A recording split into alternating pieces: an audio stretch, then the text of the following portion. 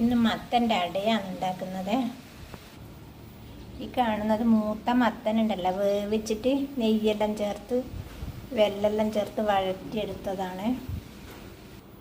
മത്തൻ്റെ അടയുണ്ടാക്കാൻ വേണ്ടത് അരിപ്പൊടി, നൈസായി പൊടിച്ച് നന്നായി വറുത്ത അരിപ്പൊടിയാണ് വേണ്ടത്. ഇവിടെ അരിപ്പൊടി ഇല്ലാത്തതുകൊണ്ട് ഞാൻ മുത്താറ് ചേർത്ത് പൊടിച്ച അരിയാണ്.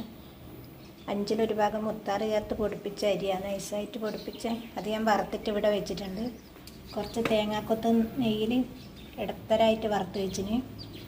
പിന്നെ ഒരു 5 ഏലക്കാൻ്റെ പൊടിയും, പിന്നെ ഒരു ഏലക്കേൻ്റെ വലുപ്പത്തിൽ ചുക്ക്, ഒരു 10 മണി ജീരകം, ഇവ പഞ്ചസാര ചേർത്ത് പൊടിച്ചതാണ് ഈ കാണുന്നത്.